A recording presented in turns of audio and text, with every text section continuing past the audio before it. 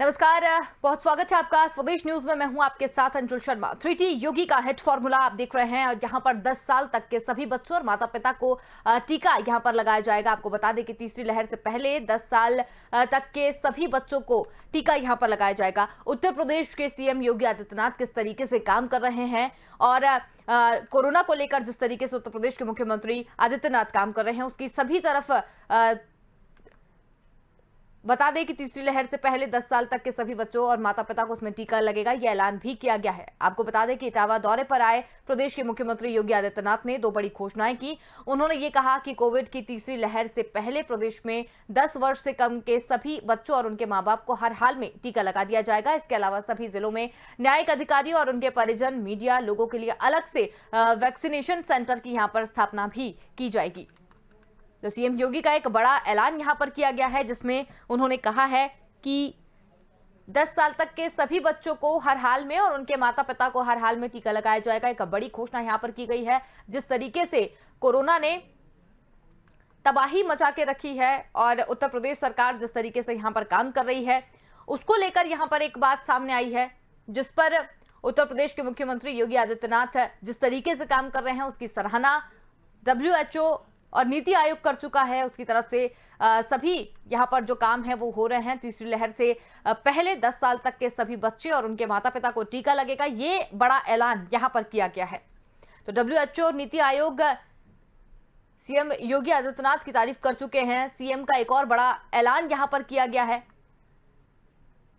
तो इटावा दौरे पर आए प्रदेश के मुख्यमंत्री योगी आदित्यनाथ ने 2 बड़ी घोषणाएं की हैं। उन्होंने कहा है कि कोविड की तीसरी लहर से पहले प्रदेश में 10 वर्ष से कम के सभी बच्चों और उनके माँ बाप को हर हाल में टीका लगाया जाएगा और इसके अलावा सभी जिलों में न्यायिक अधिकारी और उनके परिजन और मीडिया के लोगों के लिए अलग से वैक्सीनेशन सेंटर की स्थापना यहां पर की जाएगी।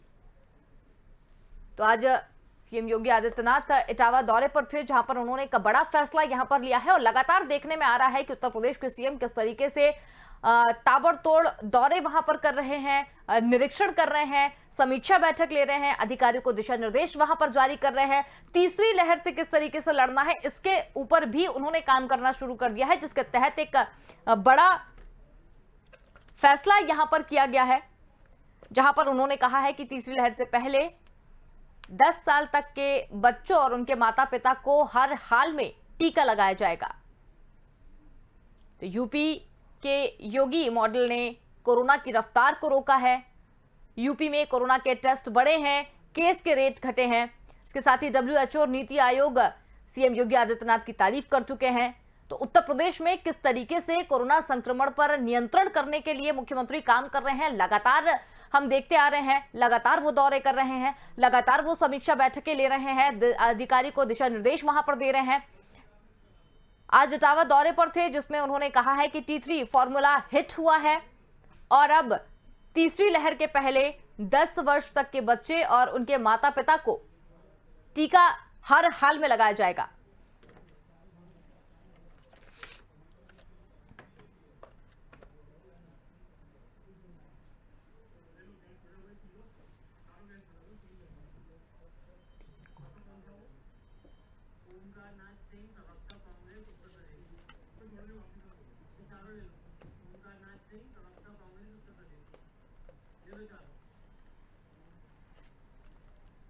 तो आपको बता दें इटावा दौरे पर आज मुख्यमंत्री योगी आदित्यनाथ वहां पर थे। एक बड़ा फैसला यहां पर लिया गया है और यही आज हमारी चर्चा का विषय है और इसमें मेहमान हमारे साथ यहां पर मौजूद है जिसमें विजय खेरा बीजेपी प्रवक्ता उत्तर प्रदेश यहां हमारे साथ में हैं, डॉक्टर आशुतोष वर्मा सपा राष्ट्रीय प्रवक्ता हमारे साथ में है, मनोज मिश्रा वरिष्ठ पत्रकार हमारे साथ में है और ओमकार नाथ प्रवक्ता कांग्रेस हमारे साथ में है। आपका बहुत स्वागत है स्वदेश न्यूज में। विजय खेरा जी, सवाल मेरा आपसे कि जिस तरीके से उत्तर प्रदेश के मुख्यमंत्री योगी आदित्यनाथ काम कर रहे हैं, लगातार उनकी तारीफ यहां पर की जा रही है, तो यहां पर एक बड़ा फैसला आज इटावा में उन्होंने लिया है। उन्होंने कहा है कि 10 साल तक के जो बच्चे हैं उनको और उनके माता पिता को टीकाकरण वहां पर अवश्य लगाया जाएगा। क्या कहेंगे आप इस पर? उत्तर प्रदेश के मुख्यमंत्री माननीय आदित्यनाथ योगी जी शुरू से ही बहुत सावधानी से बरत रहे हैं। शुरू से ही 24 घंटे काम कर रहे हैं। कुछ दिनों के लिए वो जरूर बीमार हो गए थे, उसके बाद जिस दिन वो ठीक हुए निगेटिव उसी दिन से फिर चल पड़े वो बिना थके हुए बिना उसके। तो आप देखेंगे शुरू से अभी तो जो फिलहाल अभी जो बात कर रहे हैं उसकी बात करता हूँ पहले। टीकाकरण के मामले में अभी 10 लाख यंग बच्चों के भी टीके लग गए हैं। मतलब 16 साल से ऊपर वाले जो 45 के बीच में लगाने थे उनको लग गए। इतनी तेजी से वहां पर काम हो रहा है और उनका जो फॉर्मूला था ट्रेस टेस्ट और ट्रीट का वो भारी सफल हुआ है।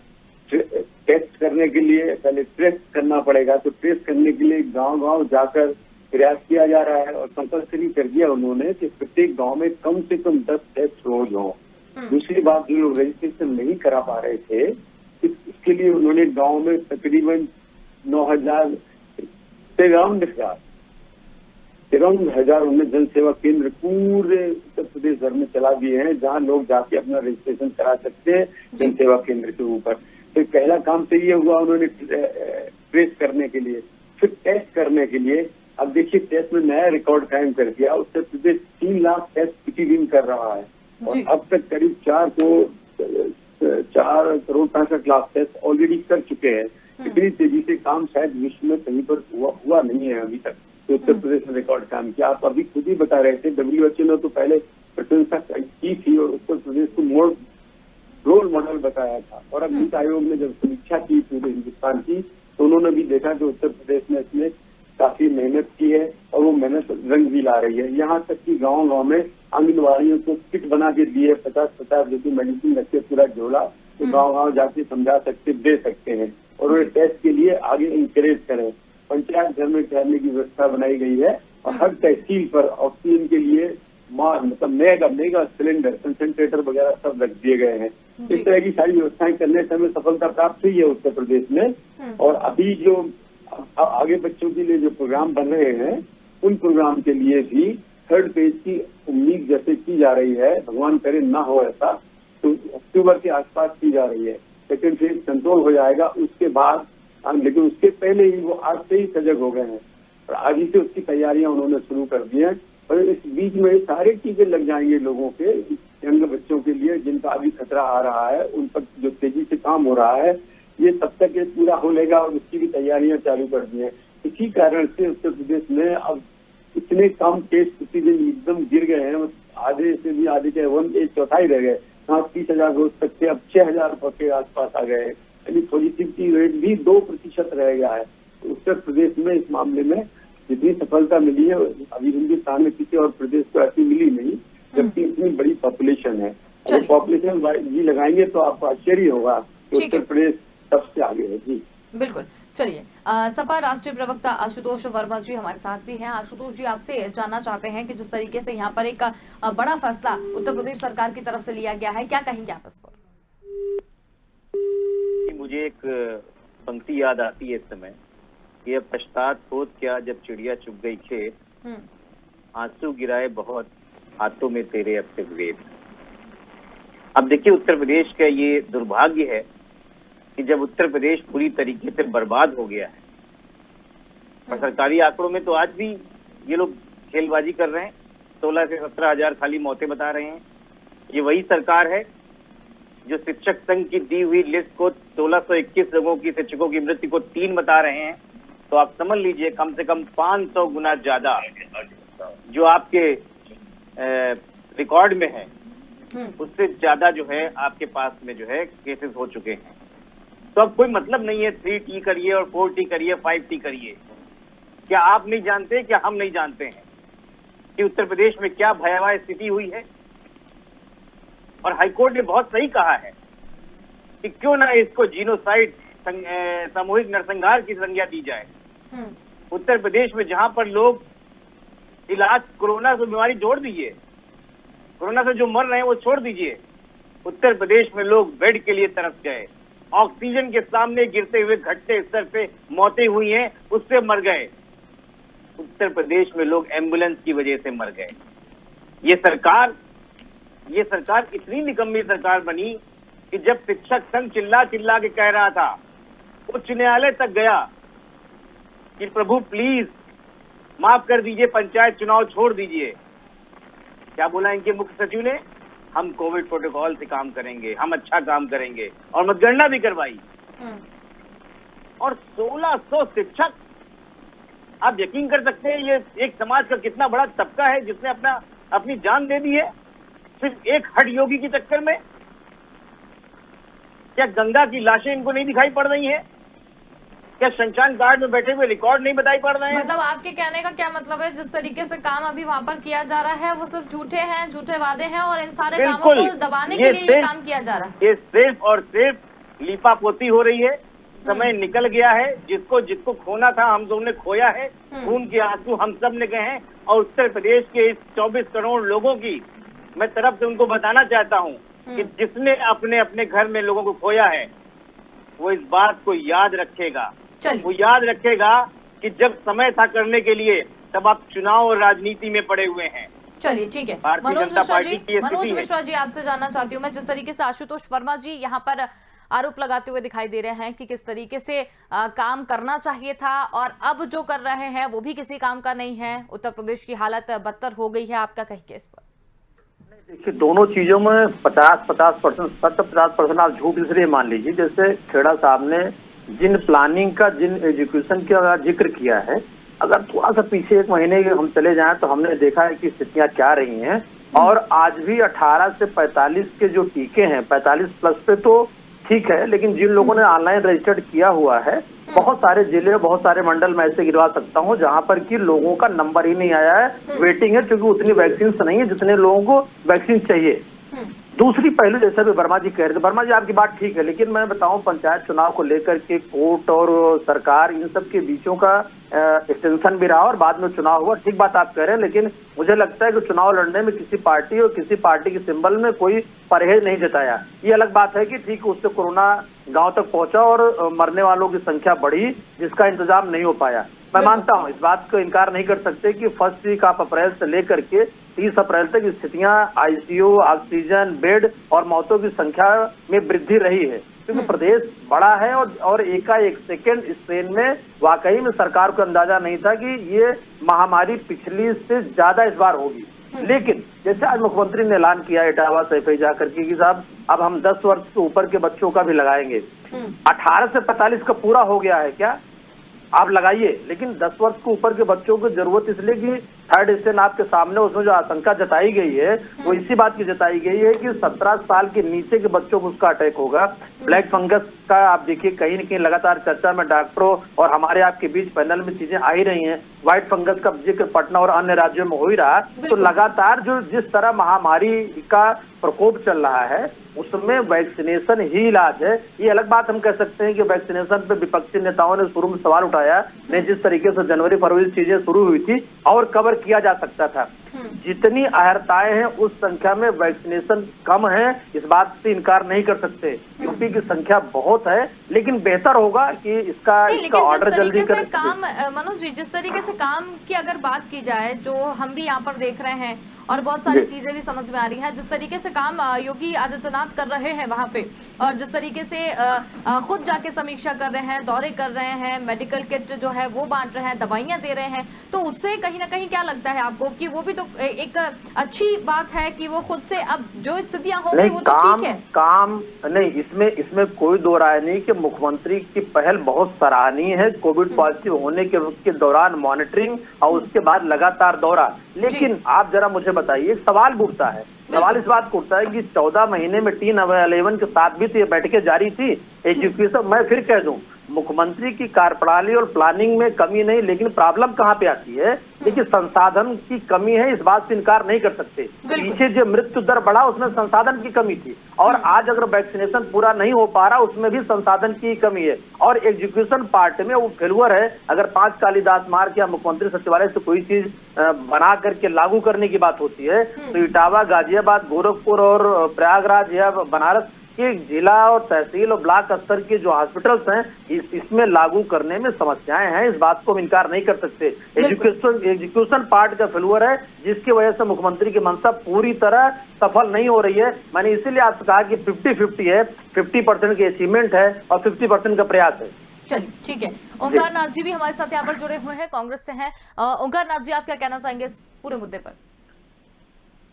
देखिए, मुख्यमंत्री जी बिल्कुल आपकी बात से सहमत है कि मुख्यमंत्री जी जो है वो चीजों का आकलन नहीं कर पा रहे हैं और जो घोषणाएं करते हैं वो बिना किसी तजुर्बे के आधार पर करते हैं। चौथा साल हो रहा है उनको चीफ मिनिस्ट्री का, 1 साल के अंदर चुनाव हो जाएगा, लेकिन मुझे नहीं लग रहा है कि उन्होंने कोई चीज सीखने की कोशिश की है।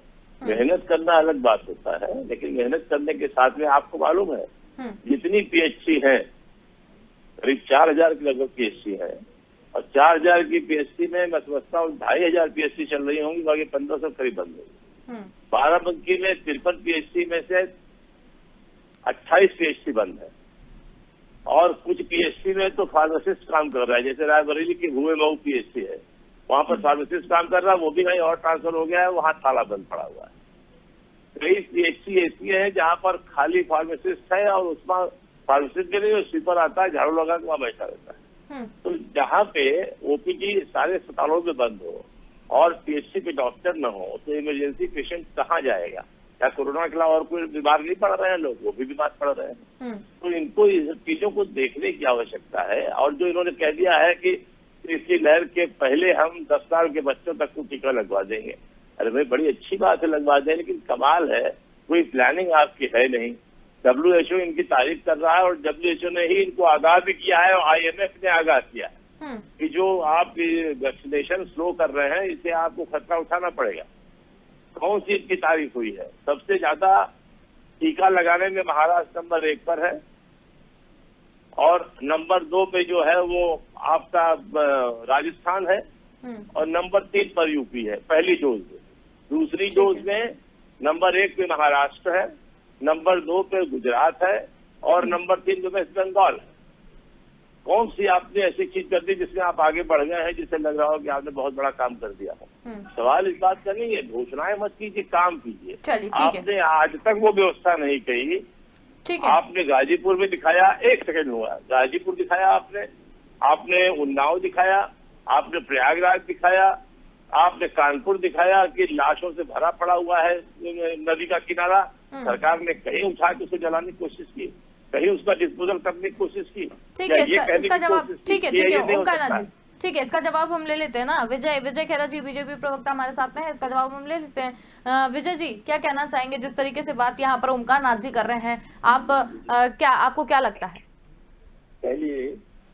पहली बात तो अभी वो कह रहे थे, शायद प्रवक्ता कह रहे थे, जो भी हो, पंचायत चुनाव मैं एक लाइन ही में बोलूंगा, ज्यादा नहीं बोलूंगा क्योंकि बहुत सारे क्वेश्चन मेरे सामने आ गए हैं। फिर पंचायत चुनाव में, अरे भाई पंचायत चुनाव में अब सारे लोगों को पता है, मीडिया भी जानती, पढ़े लिखे लोग जानते हैं, गांव में भी लोग जानते हैं जो शिक्षित नहीं है। खाली ये है कि ये नहीं जानते कि पंचायत चुनाव हाई कोर्ट ने कराया। उसके बाद अगर इनको ऐतराज था तो बात में ये और कांग्रेस सुप्रीम कोर्ट चले जाते हैं, मंदिर के खिलाफ चले जाएंगे, छोटी सी डिसीजन पे जाते, आप सुप्रीम कोर्ट चले जाते हैं, हाई कोर्ट में रिव्यू डाल देते कि नहीं, ये नहीं होना चाहिए। हमने तो विरोध किया था सीट तक और फिर तुरंत अपनी टिकट बांटने लगे, खुशियां मनाने लगे, ढोल बजा के टिकट बांट के चल दिए चुनाव लड़ने के लिए। फिर हम तो काहे ऐतराज उठा रहे हैं? आज की बातें करते हैं। दूसरा वैक्सीनेशन था। अब वैक्सीनेशन के बारे में, वैक्सीनेशन में तो कमी थी, इसमें कौन कह रहा कि नहीं है कमी? अभी भी कमी है, इसको क्या बार बार उठाना है? चिल्ला के हमसे कहलवा लीजिए आप, हमें थोड़ी है, पूरे विश्व में कमी है। कनाडा में भी नहीं लग पाए, 40% लगे, अमेरिका में 35-34% लोगों को लगा। इतने बड़े देश है जहाँ वैक्सीनेशन की चर्चा फैक्ट्रियां काम कर रही हैं और जहाँ पर अरबों रुपया सर्कुलस है, बजट सर्कुलस है, संपन्न देश है, शिक्षित, वहाँ नहीं लगे 35%। ये ऐसी बातें कर रहे हैं, तैयारों की बात कर रहे हैं। तो यहाँ तो सवाल ये उठाया जा रहा है ना कि लाशें जो है वो गंगा नदी पर नहीं दिख रही हैं। लगातार जो कानपुर में है, चाहे हम गंगा नदी के किनारे की बात कर ले, वहाँ पर लगातार लाशें दिखाई दे रही हैं। हाँ, मैं उस पर भी आऊंगा क्योंकि अभी वैक्सीनेशन पे जो इतनी बात करें तो इनका वो रूट तो करें गलत है। यहाँ हिंदुस्तान में बीच में नहीं करना, बोलिए आप बोलिएगा, हिंदुस्तान में टेटनस की वैक्सीन 50 साल बाद आई थी, जब पूरे विश्व में आ गई थी। इसके बाद हमारे यहाँ पोलियो की वैक्सीन जब 55 में पूरे वर्ल्ड में आ गई थी, हमारे यहाँ 88 में आई थी। इसी तरीके से 2082 में पूरे हिंदुस्तान में 1982 में आ गई थी। ठीक है, हमारे एक सेकंड सुनिए, हम 2-3 वैक्सीन 50 साल बाद। आशुतोष जी भी कुछ कहना चाह रहे हैं। आशुतोष जी नहीं, अभी अगर ये बात समझ में नहीं आई अधूरी में तो बेकार है बात करना, ये लाइन तो पूरी करने दीजिए ना मुझे। जी बोलिए आशुतोष जी। हाँ अंशुल जी, पहले तो आपसे विनम्र अनुरोध है कि आप कृपया विपक्ष की आवाज म्यूट न करें, क्योंकि ये विजय खेड़ा जी भारतीय जनता पार्टी के बिल्कुल गलत बयानीबाजी कर रहे हैं।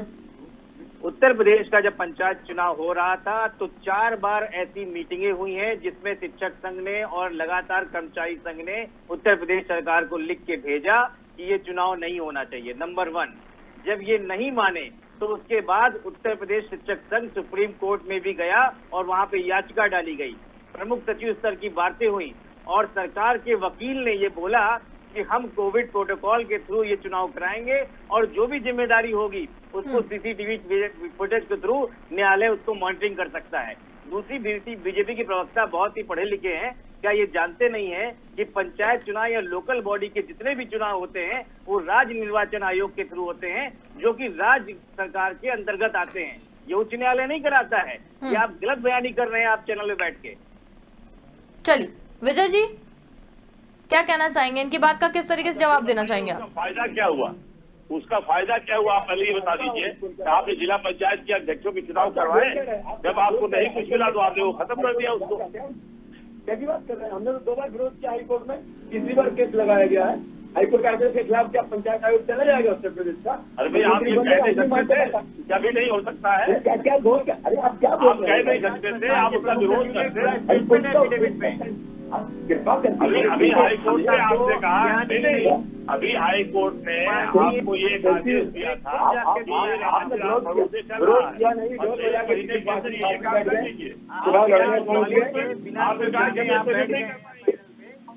पता कीजिए यूपी गवर्नमेंट का एफिडेविट वहाँ पर रखा हुआ है उच्च न्यायालय में। टाइम हो गया, दूसरे चीज का मुझे पीएम पे बैठना।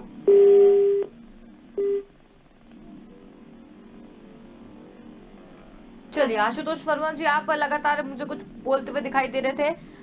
विजय जी शायद नाराज होकर चले गए हैं, उन्हें ऐसा लगा कि शायद बोलने का मौका नहीं दिया, लेकिन ऐसा नहीं है। सबकी बातें सुननी चाहिए थी, सबकी बातों का यहाँ पर जवाब उन्हें देना चाहिए था। आशुतोष जी, आप क्या कह रहे थे? कहना है अंशुल जी कि ये गलत बयानी है कि उत्तर प्रदेश में न्यायालय नहीं चुनाव कराता है। और मनोज मिश्रा जी यहाँ बैठे हुए पुराने वरिष्ठ पत्रकार है, ओमकार जी बैठे हुए, सब लोग जानते हैं कि जितने भी पंचायत चुनाव होते हैं, लोकल बॉडी के चुनाव होते हैं, राज्य निर्वाचन आयोग करवाता है और राज्य निर्वाचन आयोग जो है राज्य सरकार के अधीन होता है। जब ये कोर्ट यहाँ पे सरकार नहीं मान रही थी, तब शिक्षक संघ ने एक बकायदा PIL दायर की सुप्रीम कोर्ट ने, और सुप्रीम कोर्ट ने उसकी सुनवाई भी करी, जिसमें राज्य सरकार की तरफ से जो वकील थे और खासकर मुख्य सचिव स्तर पे इन्होंने जाके ये एफिडेविट दिया कि हम पंचायत चुनाव को कोविड प्रोटोकॉल के साथ में करेंगे। और उसमें उच्च न्यायालय ने ये भी कहा कि आपको हर मतदान स्थल की CCTV कवरेज होनी चाहिए। ये जब लिखित दिया गया उसके बाद चुनाव किया गया। उसके बाद स्थिति आप लोगों को सबको पता है, पंचायत चुनाव में क्या हो गया। हमने 1621 टीचर खो दिए। आप शिक्षक कोई हल्के में समझते हैं?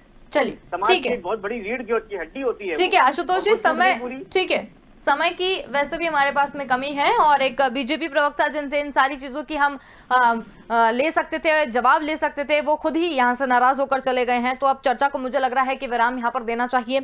तो बहुत शुक्रिया आपका आशुतोष जी, मनोज जी और ओमकार जी, आपका बहुत शुक्रिया हमारे साथ जुड़ने के लिए और तमाम चर्चा में हमारे साथ यहाँ शामिल होने के लिए। तो यहाँ पर आज हम बात कर रहे थे योगी के T3 फॉर्मूले की, जिसमें उन्होंने आज एक इटावा में जाके एक बड़ा ऐलान यहाँ पर किया है, जहाँ पर उन्होंने कहा है कि 10 वर्ष तक के जो बच्चे हैं और उनके माता पिता हैं, उनका भी टीकाकरण यहाँ पर किसी भी हालत में किया जाएगा। उत्तर प्रदेश की अगर यहाँ पर बात की जाए तो उत्तर प्रदेश में लगातार जो है टीकाकरण को लेकर और किस तरीके की व्यवस्थाएं हैं उसकी जमीनी स्तर पर जाकर खुद मुख्यमंत्री योगी आदित्यनाथ वहां पर जाकर देख रहे हैं, समीक्षाएं कर रहे हैं, दवाओं की किट बंटवा रहे हैं। इसके साथ ही वहां की जनता को कोई परेशानी ना हो, इसके लिए भी लगातार प्रयासरत है। फिलहाल के लिए इतना ही। देखते रहिए स्वदेश न्यूज। नमस्कार।